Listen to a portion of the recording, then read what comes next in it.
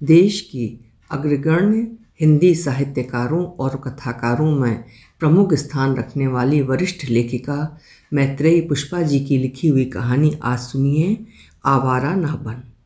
तो शुरू करते हैं कहानी। तुम कैसे आए? मैंने उसको बैठने के लिए कुर्सी की ओर इशारा नहीं किया। आश्चर्य और चिंतित भंगिमा के बीच पूछ लिया। मुझे आशंका हुई कि जरूर इस लड़के को खबर लगी है कि यहाँ रोज़ सुबह 10 बजे लड़कियाँ आया करती हैं। लड़कियाँ तो लड़कों के लिए ऐसे ही जैसे भंवरों के लिए फूल, मन के अंधेरे में खिलने वाली चांदनी, चांदनी और फूलों के लिए आगे बढ़ते जाने में जैसे कोई दिव्य आनंद हो। मेरे सामने खड़ा नवयुवा सौंदर्य यात्रा पर निकला हुआ ऐसे ही लग रहा था जैसे इस कमरे का परम रहस्य वो अच्छी तरह जान गया हो। सफ़ेद कमीज, सफ़ेद पैंट, ललामी भरा गोरा रंग, बालों की रंगत सुनहरी आभालीय कत्थई। मैंने ऊपर से नीचे तक देखा। लंबाई होगी 5 फुट 7-8 इंच। मुस्कान भरे होंठ, जैसे खुशियों की प्रारंभिक यात्रा पर निकला हो, और रंगीनियाँ भरी उत्फुल्लता का स्रोत मेरा कमरा हो। आपसे मिलने का टाइम लिया था मैम। अभी मैंने इस प्रशिक्षण केंद्र के लड़कों को मिलने के लिए बुलाना शुरू नहीं किया। वो हंसने की हद तक मुस्कुराया। बालों की लटें माथे पर खेल रही थीं, होंठों पर गुलाबी रंगत। क्या लड़के भी लिपस्टिक लगाते हैं? होंठ रंगते रंगते आवाज़ भी पतली कर लेते हैं। सब कुछ संभव है इस लेस्बियन और गे मौसम में। मैंने उसकी ओर गौर से देखना चाहा, मगर नज़र में गहराई लाते ही झिझक गई। मैं प्लाटून नंबर 11। आगे कहा, मैं नीलू। तुम लड़की हो? वो हंसने लगी। दांतों की सफ़ेदी मोतियों की पंक्ति जैसे चमकने लगी। ओहो, क्या स्मार्ट तेज तर्रार लड़की है, मुझे भ्रम में डाल दिया। निगाहें भी लड़कियों जैसी नहीं। मेरे जैसे लोगों को बदलाव पर आश्चर्य क्यों होता है? मेरे कहने का इंतज़ार न करके नीलू कुर्सी पर मेरे ऐन सामने बैठ गई। बोलो, मैंने कहा, क्योंकि यहाँ आने वाली हर लड़की को अपनी वो कहानी लिखवानी थी जिसमें उसका संघर्ष, बदलाव की चेतना और यहाँ पुलिस प्रशिक्षण में आने का साहस छिपा था। उसे लगा होगा क्योंकि बहुत देर तक मैं चुप बैठी हूँ, इसलिए उसे जल्दी ही अपनी विशेषता बता देनी चाहिए कि इस तरह वो अपनी तरह से बात कह पाएगी, बजाय मेरे किसी अटपटे सवाल में उलझने के। उसे ये भी ज़रूर लगा कि मैं एक लेखिका हूँ, उसकी बात को अपनी तरह न लिख डालूँ। उसने कहा, लिखिए, नीलू एक बॉक्सर है, मुक्केबाजी की खिलाड़ी। अच्छा, तुम? हाँ, मैं। मैडम, ये भी लिख लीजिए कि मेरे ताऊ चाचाओं ने मुझे उतना ही पढ़ने दिया जितनी शिक्षा तक गांव में स्कूल था, बस 10वीं तक। मैं ताज्जुब से देखने लगी, फिर कहा, तुम्हें देखकर ऐसा कैसे मानूं कि तुम्हें कोई रोक सकता है? वो हंस पड़ी। उसकी काली भंवरे सी आंखें होठों से भी ज़्यादा हसीन थीं। मैडम, रोक नहीं सकता कोई, मगर घर के लोग मेरा कत्ल तो कर सकते हैं। हमारे यहाँ लड़की को परिवार की इच्छा के खिलाफ जाने पर रोकने का विधान तो है, लेकिन मार देने की सहूलियत बहुत ज़्यादा। आप अखबार नहीं पढ़ती? रात के समय लड़की अगर देर से घर लौटी तो संदेह के घेरे में डालकर डंडों से पीट पीट कर मार दी जाएगी। पुलिस तक जाना भी गांव के लोग गुनाह समझते हैं, क्योंकि लड़की को उसके किए की सज़ा मिलनी ही चाहिए। तुम्हारे माता पिता ऐसे ही हैं? हाँ जी। कहने को पापा आर्मी में हैं, लेकिन लड़कियों के बाहर निकलने के पक्ष में नहीं। वो कहते हैं कि धरती और स्त्री की रक्षा मर्द ही कर सकता है, और इसलिए भी पहरे कड़े थे कि पापा गांव से दूर तैनात थे, मुझ पर नज़र नहीं रख सकते थे। मैं भी मान रही थी कि यह ठीक है, गांव में ऐसा ही होता है कि हमारी हिफाजत रहे, मगर बार बार ये लगता था कि मेरी पढ़ाई छुड़ा दी जाए हिफाजत के कारण। ये सवाल कैसा था?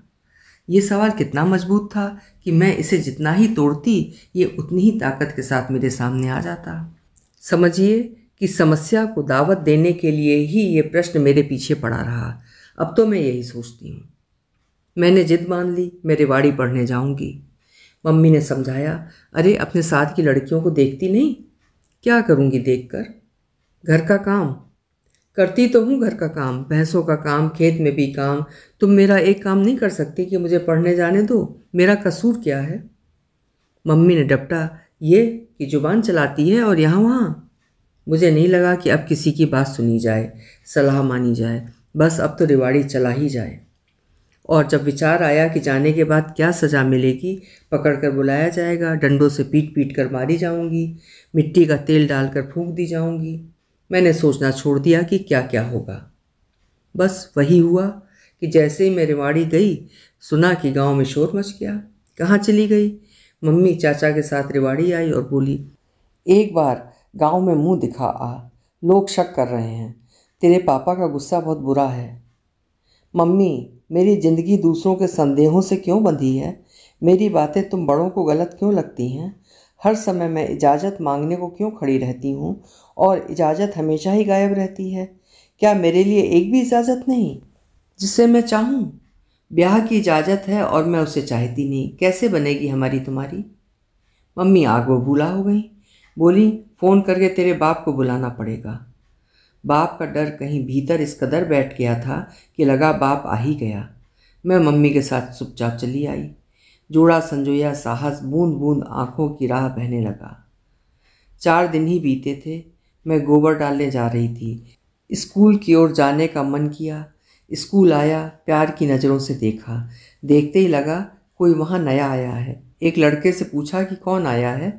पता लगा कि बॉक्सिंग के कोच आए हैं। वो यहाँ लड़कों का चुनाव कर रहे हैं। उफ, मेरे शरीर में बिजली सी दौड़ गई। मैंने गोबर से भरी डलिया वहीं पटक दी। ऐसी कौंध उठी कि चहकती हुई घर की ओर दौड़ी। मम्मी को बाहों में भर लिया। फूली हुई सांसों के बीच मम्मी को चुम्मा लिया। मेरी गति को जाने कैसी लगन छू रही थी कि समझ में नहीं आ रहा था कि माँ से किस भाषा में बात करूँ। क्या जो भाव मैं महसूस कर रही हूँ माँ कर पाएगी? कर पाएगी? वो मुझे प्यार करती है। मम्मी, मैं बॉक्सिंग। आंगन में मेरी आवाज़ उठी। क्या? माँ ने लापरवाह से स्वर में पूछा। सारी बात समझाकर कहीं तो माँ का उत्तर मिला। पापा से पूछे बिना कुछ नहीं हो सकता। घर के मालिक वो हैं, जानती तो है। इतना बहुत था मन के टूटने बिखरने और बिफरने के लिए। क्यों नहीं हो सकता मेरे लिए कुछ? सब कुछ तो इस घर में पापा के बिना होता है। खेत बोए जाते हैं, पशु पाले जाते हैं, शादी ब्याह तक तय किए जाते हैं, कुत्ते बिल्ली को रोटी डाली जाती है, भैया का मनचाहा होता है, मम्मी का आना जाना चलता है, मेरे लिए पापा का नाम रिजर्व होता है। सो क्यों? बस मुझे रोकने के लिए, डराने के लिए? पापा से फ़ोन करके पूछा, उन्होंने साफ मना कर दिया। मम्मी ने बड़ी सरलता से पापा की बात मान भी ली। माँ अपने लिए क्या उनके सारे हुक्म मानती है? भैया के लिए सिफारिश करती है। मेरे कैरियर को कोई समझता ही क्या है? मेरा कैरियर ब्याह है। मैंने मामा मौसी बुआ सबसे प्रार्थना की। सबने मेरा लड़की होना नाजुक स्थिति बताया। 4-6 दहशत बढ़ाने वाली बातें समझाईं। मैम, उस दिन समझ में आया कि आज्ञा नहीं मिलती तो उसका उल्लंघन करना ही जिंदगी के लिए वाजिब है, आगे बढ़ने का रास्ता।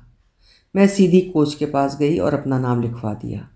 बस फिर तो जैसे मेरा सिद्धांत ही बन गया कि जिन बातों के लिए मेरे लड़की होने की दुहाई देकर मुझे रोका जाता है, मैं उन्हें ही कर गुजरती।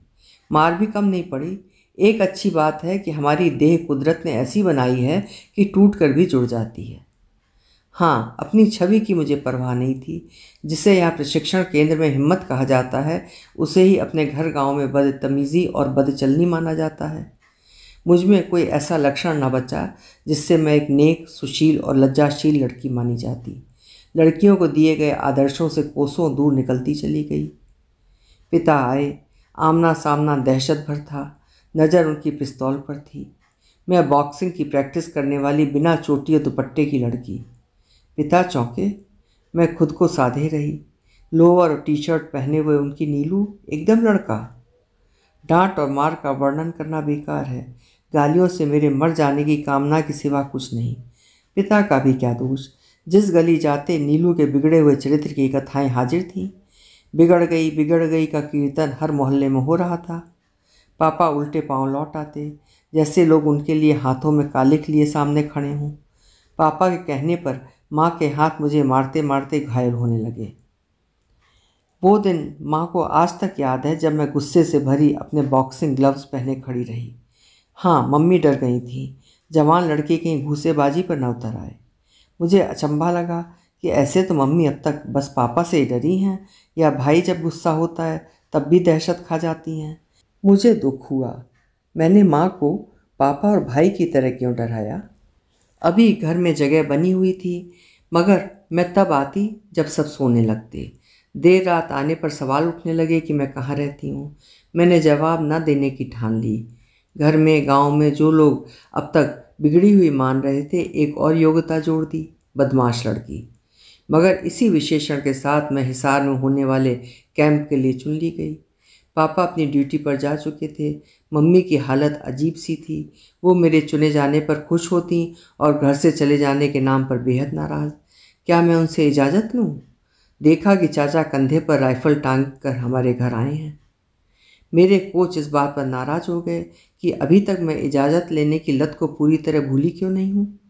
खेल भावना के लिए ऐसी बातें जहर हैं। माँ और सर में से मैंने अपने कोच को चुना। चाचा की राइफल को नज़रअंदाज करना आसान नहीं था। लगा कि जान हथेली पर रख ली और कोच के साथ साथ गांव से निकल गई। हिसार में प्रदर्शन शानदार था। मैं खुशी के मारे छलकी पड़ रही थी। सर जैसे चमत्कृत हों, मेरे चेहरे को अपने हाथों में ले लिया और झपकती आंखों से कुछ देर देखते रहे। अगर मुझे लिखना आता तो मैं उन क्षणों को अपनी ही भावनाओं की कलम से लिख देती। सफलता अपनों में बांटने से कितनी कितनी बढ़ जाती है। मैं मम्मी को बताऊंगी। जो मेडल मिले हैं, रुपए मिले हैं, मम्मी को समर्पित। माँ से ज़्यादा खुश और कौन होगा। माँ को खुश होते मैंने बहुत कम देखा है। घर आई, मम्मी का हाल बुरा था। रोते रोते आंखें सूज गई थीं। भाई ने कहा, आ गई? गांव भर में शोर है कि नीलू किसी यार के संग भाग गई, काला मुंह कर गई। भाई दोनों फैलाए भीतर का द्वार रोके खड़ा था। मैं उल्टे पांव लौट ली। इस घर में और गांव में मेरी जगह नहीं। मुझे तो खेलना है खुद। हाँ, मैं भाग गई, काला मुंह कर गई। इन बातों का असर अब मुझ पर पड़ता नहीं। मेरे नेशनल गेम्स अब करीब हैं। काले मुंह वाली लड़की का अखबार में रंगीन फोटो आया, क्योंकि उसने नेशनल में फर्स्ट पोजीशन पाई थी। 31,000 रुपये इनाम मिला। पापा को वहाँ देखकर विश्वास नहीं हुआ। मम्मी साथ आई थी। उनकी बेटी कहाँ भागी थी सब जानने लगे। मगर क्या मेरा जीना इतना आसान हो गया जितना मैं चाहती थी? ये कॉलेज था जहाँ मैं लड़कों के साथ पढ़ रही थी। मैं बॉक्सर थी, मगर थी तो लड़की ही। हमारा समाज अभी भी तो इसी बात पर फूल रहा है। मैं महसूस कर रही थी कि मैंने खुद को प्रमाणित किया है, आत्मविश्वास अर्जित किया है, लेकिन इसे मानने को कॉलेज के लड़के तैयार ही नहीं। जैसे लड़की अंधेरों की चीज़ है, रोशनी में चली आई शोभा नहीं देती। रोशनी को खींचना कितना मुश्किल है, असंभव। बॉक्सिंग करती है, समझती है कि ताकतवर हो गई। ये लड़का था। ए क्या, बॉक्सिंग करते तू कहाँ कहाँ से हिलती है, हमसे पूछ, मज़ा आ जाता है। पूछती हूँ अभी, कहकर मैंने उसके कमीज के कॉलर पकड़ लिए और लड़के ने मेरी गर्दन पर अपना पंजा कस लिया। नाखून मांस में धंसने लगे, जैसे चाकू की नोकों ने कई चीरे लगा दिए हों। दूसरा हाथ मेरी छाती पर। उलट पड़ी मैं झटके से और ऐसा थप्पड़ मारा कि उसकी नाक से खून आने लगा। फिर क्या था, वो मुझे पीटने लगा और मैं बॉक्सिंग के सारे दांव आजमाने लगी। भीड़ जुट गई जो इस आपसी लड़ाई को खेल भावना के साथ देख रही थी। फिर बीच बचाव लड़कियों ने किया कि लड़कों ने, मुझे याद नहीं। मैं भले ही नेशनल स्तर पर बॉक्सिंग में जीत कर आई थी, लेकिन किसी लड़के से इस तरह मुठभेड़ करूं, घर वालों को रास नहीं आता। मैं जानती थी, नहीं बताऊंगी, मैंने सोचा। मगर ये क्यों है कि ऐसे हादसों को घर में ही बताना सबसे बड़ा जोखिम है। डर उन्हीं का है जो सबसे ज़्यादा अपने हैं, मगर छिपाऊं भी कैसे? गर्दन पर खूनी निशान है। दुविधा बहुत ही थी। द्वंद्व भरी रात में नींद कैसे आती? घर वाले करेंगे भी क्या? जो मुझे करना है वही करूं। साथ ही लड़के लड़कियों से सलाह करके पुलिस में रिपोर्ट कर दी। हम समूह में थे, FIR लिख ली गई, मगर साथ ही ये भी कहा, छोरी तैने कौन सी अदा दिखाई कि छोरे का ईमान गिर गया? इस बात पर मैं घबरा गई। वो तो बाद में याद आया कि इस हवलदार पर भी बॉक्सिंग के हाथ जरूरी थे। पुलिस वाले सुरक्षा नहीं देते, सौदा करते हैं। पुलिस तो पुलिस है, मुजरिमों को खोजने के लिए काम से नजरें बचाती है। मैंने सभी बातें समझकर लड़के का पता ठिकाना मालूम किया और पुलिस को दे दिया। हाँ, शुक्रिया इस बात का कि पुलिस लड़के को थाने ले आई। मैं जैसे पहाड़ की ऊंचाई पर पहुंच गई। हमें छेड़ने वाले को मुजरिम बना दिया। लड़के ने पुलिस के सामने मुझसे कहा, गरूर से बोलेगी तो पिटेगी ही। क्या कह रहा है? जो कह रहा है पुलिस सुन रही है। क्या ये सुनने के लिए मैं 4 दिन से हलकान हो रही थी? मैं आत्मसम्मान के लिए पिटूंगी हैं? इतने में सिपाही बोला, ए क्या नाम है तेरा? नीलू सुन, तू ज़्यादा आवारा न बन। तू लड़की है, कब तक इनसे बचेगी? आज तो लड़के हैं, माफ़ी मंगवा देंगे। आइंदा खुद को कंट्रोल करे रहना। अरे लड़के तो छेड़ते ही हैं, कृष्ण भगवान तक छेड़ते थे गोपियों को। तू गुंडागिरी करेगी बदमाश? ये पुलिस, इससे आगे मैं कहाँ जाऊँ? किसके पास फरियाद? मुझे सदमा हुआ। 2 दिन कॉलेज नहीं गई, जुल्म भी सहूँ और लज्जित भी होती रहूँ। ये ज़िंदगी है? लड़के ने अपनी बहादुरी और दादागिरी का झंडा फहरा दिया। बड़ी बॉक्सर बनती थी, बैठ गई घर में, अब नहीं आएगी, समझ गई होगी अपनी औकात। लड़की से पिटने वाला लड़का ये ना कहे तो क्या कहे, मगर उसका ये कहना मुझे बाहर आने के लिए ललकारने लगा। मुझे तो अक्सर चुनौतियों ने ही घर से खींचा है। आओ देखा ना ताओ सीधी कॉलेज पहुंची। सोच विचार करने का समय नहीं मिला। ये भी अच्छा था क्योंकि जोश छीजा नहीं। मेरी आंखें लड़के के सिवा कहीं नहीं थीं। उसी के सामने जा खड़ी हुई। तू जो कह रहा था मेरे लिए बड़ा ज़रूरी था। कुछ और कहना हो तो सरल भाषा में कह डाल।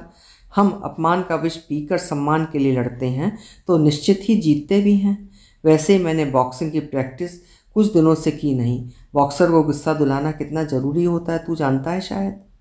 इतना कहकर मैंने ताबड़तोड़ उसे पीटना शुरू कर दिया। शहर में ये बात आग की तरह फैल गई कि फिर उसी लड़की ने बैल की तरह पीटा है। बिगड़ी हुई साड़नी है, उससे बच के रहना भाई। यही बिगड़ी हुई साड़नी अपने घर बकरी की तरह मिमिया रही थी क्योंकि माँ ने अनशन कर दिया। नीलू, जो तू अब रिवाड़ी गई तो सल्फास खा के प्राण तज दूंगी। अब तेरा शादी ब्याह ना होने का। मैंने बेटी ना जाई कलंकनी पैदा कर दी। मम्मी, मैंने क्या गलत किया? लड़के की हरकतें चुपचाप सह लेती, गालियाँ सिर झुकाकर सुन लेती। बॉक्सिंग फिर किस लिए सीखी? बस इनाम जीतने के लिए? नौकरी के हीले के लिए? नहीं, जिस खेल से जलालत ना कटे, ताकत ना मिले, वो खेल तो बच्चों का खेल हुआ। माँ चुप थी मगर कुछ खतरनाक सोच रही है। चेहरा अपनी कड़वी मुद्रा में बता रहा था। रशिया मतलब रूस के लिए टूर पर रवाना हो रही थी मगर ये हादसा मन में घर कर गया। इरादा पक्का कर लिया, मुझे पुलिस में जाना होगा। वहाँ हमारी भर्ती ज़रूरी है, हम जैसियों के लिए ही। घर में इस बात को खोल कर क्या हासिल होगा? एक और अस्वीकृति। रूस से लौटकर मैं कैथल जा रही थी अकेली। डर भी लग रहा था मगर जुनून था साथ साथ। टेस्ट दिए, सिलेक्शन भी हुआ। 100 में से 25 लड़कियां चुनी गईं। सफलता ने मुझे बेचैन कर डाला। नए सिरे से चिंता में घिर गई। पापा को पता चले तो? दहशत हमारे जज्बों को अपराध बना रही है। कामयाबी ने मुजरिम कर दिया है। क्या सच में मैंने गुनाह किया है? लड़के चोरी बदमाशी करते हैं, मार काट मचाते हैं, लड़कियां छेड़ते हैं, बलात्कार करते हैं। मैंने तो पुलिस की नौकरी ही पाई है, फिर खता क्या है? क्यों डर रही हूँ? बहरहाल पापा इतना बिगड़े कि मेरा घर से भाग जाने का मन किया। मैं समझाना चाहती थी, वो मौका नहीं दे रहे थे। ऐसे घर में रहना किस तरह हो जहाँ मुझे हरदम मुजरिम की तरह देखा जाता हो। मैं मेडिकल के लिए नारनौल चली गई। कॉलेज से एब्सेंट रही। कॉलेज और गांव में हल्ला हो गया, नीलू भाग गई। नहीं, नौकरी लग रही है, मम्मी ने कहा था। बेचारी माँ बहाना ना बनाए तो खानदान की लज्जा कैसे ढके। कहने वालों की निगाह में मम्मी गुनहगार हो गई जिसने मुझ जैसी को जन्म दिया। किससे पूछूं कि मैं क्यों बुरी हूँ? क्या मैं शादी करके नहीं गई इसलिए? क्या मैं दहेज की वेदी पर नहीं चढ़ी इसलिए? क्या मैं जलाकर मारी नहीं गई इसलिए? ये सब होता तो ये लोग खोजबीन करते कि ऐसा क्यों हुआ। मेरा कसूर शायद यही है कि अब तक जो इस घर में, इस गांव में नहीं हुआ था वही किया। मैंने मर्दों को मर्द नहीं समझा। मैंने जो प्रतिज्ञा ली थी पूरी की। आम लोग ही नहीं, लड़कियों पर पुलिस भी इल्ज़ाम कितनी जल्दी लगा देती है। इसे समझकर निदान खोजना होगा। मैं पुलिस में भर्ती होने के बाद छुट्टी में आई। रेवाड़ी के बस स्टैंड पर उतरी। अरे सामने तो वही पुलिस वाला खड़ा है जिसने कहा था ज़्यादा आवारा ना बन बदमाश। जय हिंद सर, मैंने उसे सैल्यूट किया। वो मुझे देखकर पहचानने की कोशिश कर रहा था। अरे तू वही जो बॉक्सर, तू पुलिस में चली गई? Yes sir. तुमने कहा था ना कि तेरी जैसी लड़कियां बदमाश होती हैं। मैंने सोचा क्यों ना बदमाश महकमे में चली जाऊं। अभी आप सुन रहे थे मैत्रेयी पुष्पा जी की लिखी हुई एक बहादुर लड़की की कहानी आवारा ना बन। आशा है कहानी आपको भी पसंद आई होगी। कल फिर मिलेंगे। आपका समय शुभ हो।